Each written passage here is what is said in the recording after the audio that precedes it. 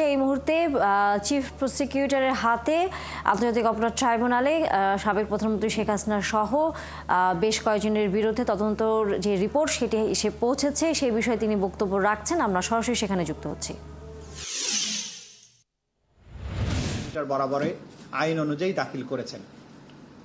আজকে যে তদন্ত রিপোর্টটি আমাদের তদন্ত সংস্থা চিফ প্রসিকিউটর বরাবরে দাখিল করেছেন সেখানে মোট 3 জনকে আসামি করা হয়েছে।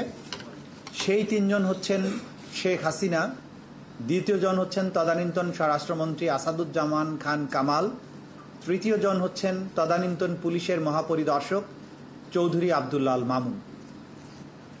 এই 3 জনের বিরুদ্ধে তদন্তের সূচনা হয়েছিল একটি কমপ্লেন্টের ভিত্তিতে। আপনারা জানেন যে আন্তর্জাতিক অপরাধ ট্রাইব্যুনালের তদন্ত সংস্থা, তার কাছে কোনো এফআইআর দাখিলের কোনো ব্যবস্থা নাই, কমপ্লেন্ট আনুষ্ঠানিকভাবে দেবার কোনো ব্যাপার নেই। তিনি যদি তার নিজের জ্ঞান থেকে, নলেজ থেকে বা যে কোনো সূত্র থেকে অপরাধ সংগঠিত হয়েছে মর্মে তার নলেজে আসে, তাহলে তিনি সেটার ভিত্তিতেই তদন্ত শুরু করতে পারেন।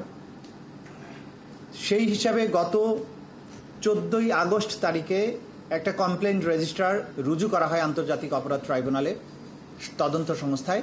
তার ভিত্তিতে 14/10/2024 তারিখে অর্থাৎ তার 2 মাস পরে তদন্তকারী কর্মকর্তা নতুনভাবে নিয়োগপ্রাপ্ত হবার পরে তিনি তদন্ত শুরু করেন এবং তদন্ত শুরু করার 6 মাস 28 দিনের মধ্যে তিনি এই জুলাই গণ অভ্যুত্থান চলাকালীন সময়ে দেশব্যাপী সংগঠিত যে মানবতা বিরোধী অপরাধ, হত্যাকাণ্ড, গুলি করে আহত করা, লাশ পুড়িয়ে দেওয়ার মতো যে সমস্ত অমানবিক কর্মকাণ্ড হয়েছিল সমস্ত বিষয়গুলো তদন্ত করে তদন্তের প্রধান মাস্টার মাইন্ড এবং হুকুমদাতা হিসাবে, সুপিরিয়র কমান্ডার হিসাবে শেখ হাসিনার বিরুদ্ধে তদন্ত রিপোর্ট দাখিল করেছেন এবং তার সাথে তদানীন্তন স্বরাষ্ট্রমন্ত্রী আসাদুজ্জামান খান কামাল এবং আইজিপি চৌধুরী আব্দুল্লাহ আল মামুনের বিরুদ্ধে রিপোর্ট দাখিল করেছেন। এই রিপোর্টটির কপি আমাদের হাতে পাওয়ার পরে চিফ প্রসিকিউটর এই রিপোর্টের সাথে দাখিলকৃত যে সমস্ত তথ্য প্রমাণাদি, যে সমস্ত ডকুমেন্টস, যে সমস্ত আলামত, সব কিছু এগুলো চিফ প্রসিকিউটর বরাবরে দাখিল করা হয়েছে।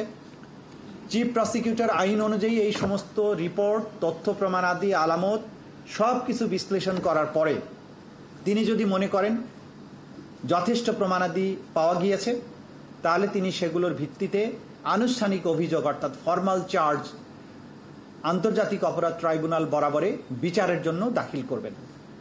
ফর্মাল চার্জ দাখিলের পরেই বিচারের আনুষ্ঠানিক প্রক্রিয়া শুরু হয়ে যাবে আন্তর্জাতিক অপরাধ ট্রাইব্যুনালে। আমাদের যে তদন্ত রিপোর্টটি আজকে পেয়েছি সেটাতে আমরা প্রাথমিক যে দেখেছি যা কিছু পরিপূর্ণভাবে গো থ্রু করার জন্য, দেখার জন্য আমাদের সময়ের প্রয়োজন হবে, সেটা দেখেই আমরা পর্যালোচনা পূর্বক ফর্মাল চার্জ বা আনুষ্ঠানিক অভিযোগ দাখিলের ব্যাপারে কাজ করব। তো প্রাথমিকভাবে তার বিরুদ্ধে মূলত 5টি অভিযোগ আনা হয়েছে। সেই 5টি অভিযোগের 2টো অভিযোগের কথা শুধু আপনাদেরকে আমরা জানাবো, বাকিগুলোর কথা আজকে আমরা আপনাদেরকে জানাবো না। প্রথম অভিযোগটা হচ্ছে যে তিনি এই মানবতা বিরোধী অপরাধ সংগঠনের উস্কানি দিয়েছিলেন, প্ররোচনা দিয়েছিলেন 14ই জুলাই তারিখে সংবাদ সম্মেলনের মাধ্যমে আন্দোলনরত শিক্ষার্থীদেরকে রাজাকারের বাচ্চা, রাজাকারের নাতিপুতি, রাজাকার এইসব বলেছিলেন এবং বলার মাধ্যমে তাদের বিরুদ্ধে যে মানবতা বিরোধী অপরাধ, তাদের বিরুদ্ধে রাষ্ট্রীয় বাহিনীগুলোকে, আইন শৃঙ্খলা রক্ষাকারী বাহিনী এবং বিভিন্ন বাহিনী, গোয়েন্দা সংস্থা, তাদেরকে লেলিয়ে দেওয়া হয়েছিল এবং লেলিয়ে দেওয়ার পাশাপাশি আওয়ামী লীগ, যুবলীগ এবং ছাত্রলীগ তারা সহযোগী বাহিনী অর্থাৎ অক্সিলিয়ারি ফোর্স হিসাবে একইভাবে সমস্ত রাষ্ট্রীয় বাহিনীগুলোর পাশাপাশি অস্ত্রশস্ত্র নিয়ে এই আন্দোলনকারীদের উপরে সর্বশক্তি নিয়ে ঝাঁপিয়ে পড়ে, তাদেরকে হত্যা করে, আহত করে এবং অন্যান্য মানবতা বিরোধী অপরাধ সংগঠন করে। এই উস্কানির দায়ে এই শেখ হাসিনার বিরুদ্ধে প্ররোচনা বা অ্যাবেটমেন্ট, উস্কানি বা ইনসাইটমেন্ট, কমপ্লিসিটি অর্থাৎ সম্পৃক্ততা, ফ্যাসিলিটেশন এবং কনস্পিরেসি এবং ফেইলিউর টু প্রিভেন্ট এই সমস্ত কয়েকটা অভিযোগে তার বিরুদ্ধে তদন্ত রিপোর্ট দাখিল করেছেন। দ্বিতীয় যে অভিযোগটা এখানে করা হয়েছে তদন্ত রিপোর্টে, যেটা আমরা দেখেছি, সেটা হচ্ছে সরাসরি নির্দেশ। আমাদের তদন্ত সংস্থা তদন্তে শেখ হাসিনার কিছু টেলিফোনিক কনভারসেশন যেগুলো জব্দ করেছেন, একাধিক কনভারসেশন, অনেকগুলো কনভারসেশন, যেখানে তিনি বারবার সুস্পষ্টভাবে নিশ্চিত করেছেন যে তিনি রাষ্ট্রীয় সকল বাহিনীকে নির্দেশ দিয়েছেন হেলিকপ্টার, ড্রোন, এপিসি সহ মারণাস্ত্র ব্যবহার করে নিরস্ত্র নিরীহ আন্দোলনকারী যে সিভিলিয়ান পপুলেশন, যারা বাংলাদেশে একটি ন্যায়সঙ্গত অধিকার আদায়ের জন্য শান্তিপূর্ণ আন্দোলনের রত ছিল, তাদেরকে সম্পূর্ণ নিশ্চিহ্ন বা নির্মূল করার জন্য তিনি নির্দেশ দিয়েছিলেন। সেই নির্দেশের সব সরাসরি প্রমাণপত্র আন্তর্জাতিক অপরাধ ট্রাইব্যুনালের তদন্ত সংস্থা হাতে পাওয়ার প্রেক্ষিতে তার বিরুদ্ধে দ্বিতীয় অভিযোগটি দাখিল করেছেন এবং সেখানে মার্ডারের জন্য নির্দেশ, গুলি করে আহত করা, অঙ্গহানি করার জন্য যে নির্দেশ, এইটাকে সহায়তা করা, কমপ্লিসিট করা এবং কনস্পিরেসি করা এই কাজের জন্য, এই ব্যাপারে দ্বিতীয় অভিযোগটি আনা হয়েছে। বাকি তিনটি অভিযোগ বিভিন্ন স্পেসিফিক ঘটনার প্রেক্ষিতে, শেখ হাসিনার নির্দেশের প্রেক্ষিতে অপরাধগুলো যেভাবে সংঘটিত হয়েছে, কিভাবে মানুষকে মারা হয়েছে, কিভাবে বাকি অ্যাট্রোসিটিগুলো করা হয়েছে, সেই ব্যাপারে সুনির্দিষ্ট ঘটনা কেন্দ্রিক তিনটি অভিযোগ আনা হয়েছে, যেগুলো বিস্তারিত আজকে আপনাদের সামনে আমরা প্রকাশ করছি না। এই তদন্ত রিপোর্ট প্রাপ্তির মাধ্যমে জাতির যে বিচারের ব্যাপারে যে জাতির কোয়েস্ট, এই জাতির যে আকাঙ্ক্ষা, যে জুলাই আগস্টে শান্তিপূর্ণ প্রতিবাদ বিক্ষোভ চলাকালে বাংলাদেশে এই রিপোর্ট অনুযায়ী যেটা আমরা তথ্য পেয়েছি, প্রায় ১৫০০ লোককে হত্যা করা হয়েছিল। এই রিপোর্টের প্রাপ্ত তথ্য অনুযায়ী ২৫,০০০-এর অধিক মানুষকে গুলি করে আহত করা হয়েছিল। এই রিপোর্টে প্রাপ্ত তথ্য অনুযায়ী নারীদের উপরে বিশেষভাবে সহিংসতা করা হয়েছিল। এই রিপোর্টে আমরা আরও পেয়েছি টার্গেট করে শিশুদেরকে হত্যা করা হয়েছিল। আমরা এই রিপোর্টে পেয়েছি যে হত্যাকাণ্ডের পরে তাদেরকে লাশ এবং জীবিত মানুষকে একত্রিত করে লাশ পুড়িয়ে দেওয়া হয়েছিল। এই তদন্ত রিপোর্টে আমরা আরও তথ্য প্রমাণাদি পেয়েছি। আহতদেরকে হাসপাতালে নিতে বাধা দেওয়া হয়েছিল, যারা শহীদ হয়ে গিয়েছে তাদের পোস্টমর্টেম করতে বাধা দেওয়া হয়েছিল, ডাক্তারদেরকে চিকিৎসা দিতে বাধা দেওয়া হয়েছিল। হাসপাতালে প্রধান আসামি শেখ হাসিনা নিজে গিয়ে সেখানে চিকিৎসকদের বলেছিলেন যে এই সমস্ত ভর্তি রোগীদের যেন কোনো চিকিৎসা দেয়া না হয়, এবং অনেক রোগী যন্ত্রণা সহ্য করতে না পেরে যখন হসপিটাল পরিত্যাগ করতে চেয়েছিলেন, তাদেরকে হসপিটাল থেকে পালিয়ে যাওয়ার বা কোনোভাবে চলে যাওয়ার সুযোগ দেওয়া হয়নি, যাতে করে তাদের ক্ষতস্থানগুলো পচে যায়, গ্যাংগ্রিন হয়, কেটে ফেলতে হয়, সেরকম ব্যবস্থা করার জন্য নির্দেশ দিয়েছিলেন। এরকম সরাসরি তথ্য প্রমাণাদিও আমাদের তদন্ত সংস্থা পেয়েছে, যেটা আমাদের কাছে দাখিল করেছে।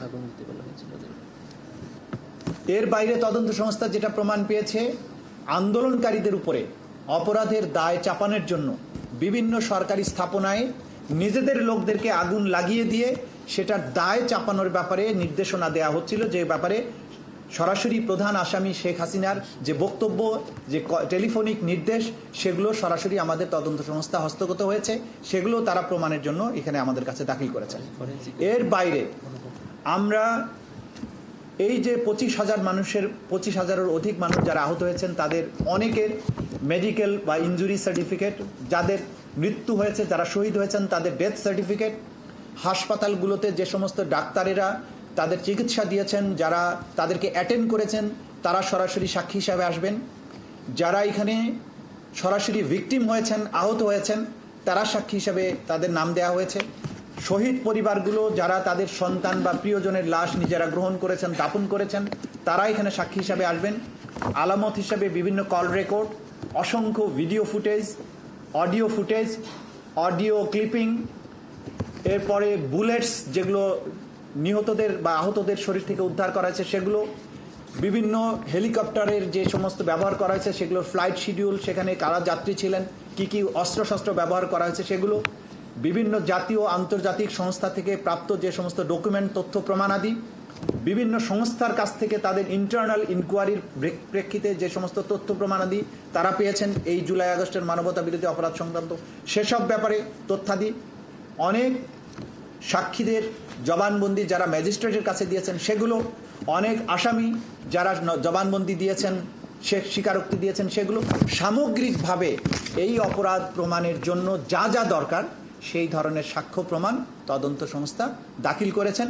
আমরা আশা করছি স্বল্প সময়ের মধ্যেই আমাদের আন্তর্জাতিক মান বজায় রেখে এবং বিচারে যাতে কোনো ত্রুটি না থাকে সেই বিষয়গুলোকে সামনে রেখে এই বিষয়গুলো বিশ্লেষণপূর্বক আমরা ফর্মাল চার্জ তৈরি করে আদালতে দাখিল করব এবং তারপরেই আনুষ্ঠানিক বিচার শুরু হবে। একটি বিষয় আপনাদেরকে আমরা নিশ্চিত করতে চাই, দেশব্যাপী মানুষের মধ্যে চাহিদা আছে দ্রুত বিচার শুরু করার জন্য, কিন্তু আপনাদেরকে আমরা বলে দিতে চাই বিচার এবং আন্তর্জাতিক অপরাধ ট্রাইব্যুনালের যে বিচার, মানবতা বিরোধী অপরাধের বিচার, এটা কোনো সাধারণ বিচার নয়। রাজপথের চাপের প্রেক্ষিতে কোনো বিচার করা সম্ভব হবে না এবং সেটা কিন্তু করতে গেলে বিচার সঠিকভাবে কখনোই করা সম্ভব হবে না। এইটা একটা প্রফেশনাল জায়গা, এখানে আইনের এবং ইনভেস্টিগেশনের অনেক খুঁটিনাটি এত জটিল বিষয় আছে, আপনি চাপ দিলে এটা কখনো করা যাবে না।